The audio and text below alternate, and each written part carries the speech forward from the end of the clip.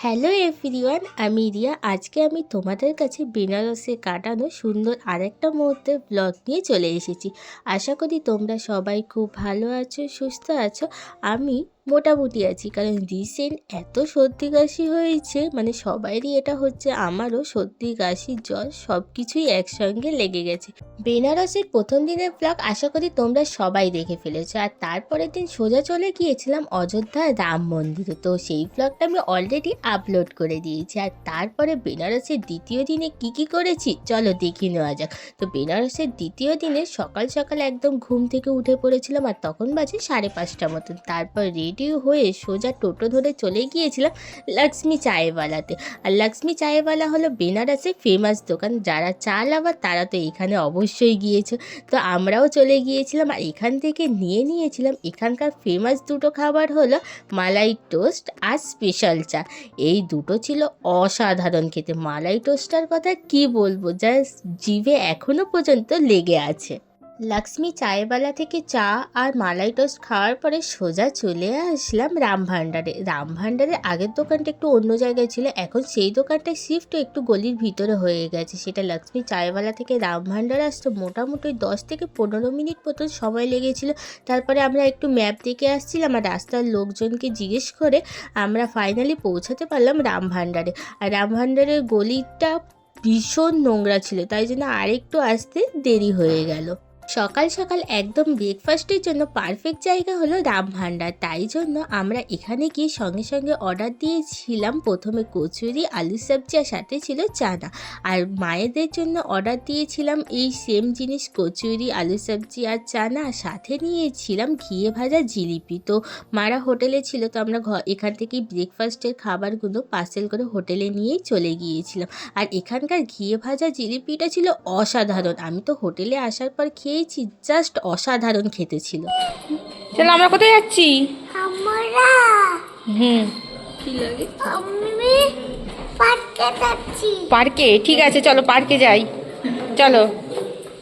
Breakfast নিয়ে হোটেলেই চলে এসেছিলাম মা, মাসি, দিদি, মেসো সবার জন্য। তো ওদের তো ব্রেকফাস্টটা জাস্ট ফাটাফাটি লেগেছিলো। আর সঙ্গে জিলিপি যখন ছিল, জিলিপিটার কথা তো আগেই বলেছিলাম, জিলিপিটাই সবার আগে বেশি পছন্দ হয়েছে। তো ব্রেকফাস্ট করে আমরা বেরিয়ে পড়লাম ঘুরতে যাওয়ার জন্য। অযোধ্যা তো ঘুরে এসেছি, এবার তো বেনারসটা ঘুরতে হবে। তো এর জন্য আমরা একটা অটো বুক করে নিলাম। এখান থেকে একটা জায়গায় আমাদের যাওয়ার ছিল, সেখানে আমাদের গাড়ি আসবে। তো গাড়ি আসতে একটু লেট করছিল, কারণ আমি বললাম যে বেনারসে অলরেডি কাজ হচ্ছে, তো সেই জন্য একটু গাড়িটা আসতে লেট করছিল বলে আমরা একটু ফলের দোকান থেকে একটু ফল কিনে নিচ্ছিলাম খাওয়ার জন্য।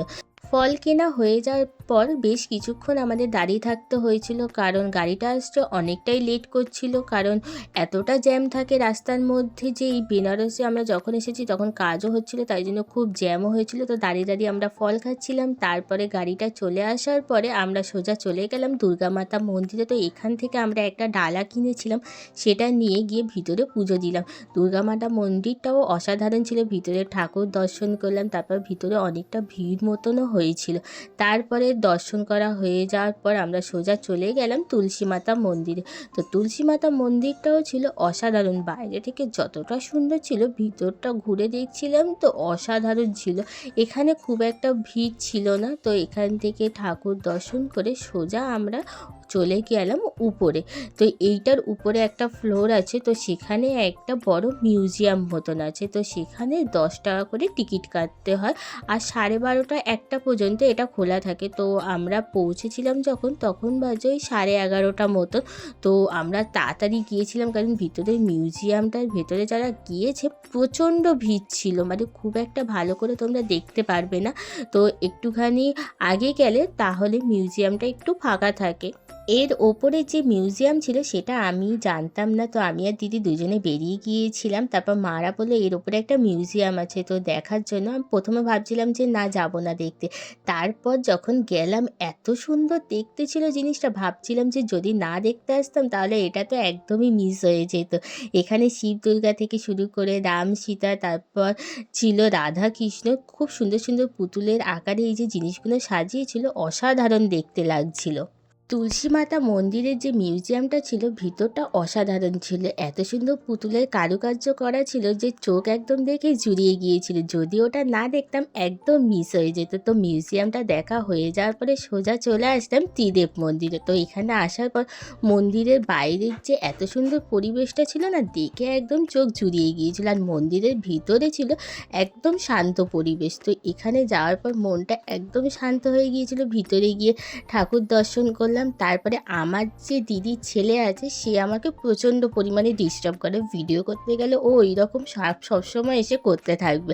তো মাসিকে ডিস্টার্ব করা ওর একটা কাজ, ও প্রত্যেকটা সময় করে। তোমরা নিশ্চয়ই দেখেছো অযোধ্যায় যাওয়ার সময়ও আমাকে ওরকম করছিল। তো এই মন্দিরটা দেখা হয়ে যাওয়ার পর সোজা চলে গেলাম সংকটমোচন মন্দিরে। তো এর ভিতরে তো কোনো ফোন অ্যালাউ নেই, তো বাইরে থেকে ফোনটা রেখে দিয়ে গিয়েছিলাম, শুধু ঠাকুরটা দর্শন করেছি। এখানে যে পুজো দেবো বিশাল লম্বা লাইন পড়ে গিয়েছিল, তাই জন্য আর দেওয়া হয়নি পুজো। তো আজকে ব্লগটা এই পর্যন্ত, এর পার্ট 2 এর ব্লগটা আসতে চলেছে। টাটা।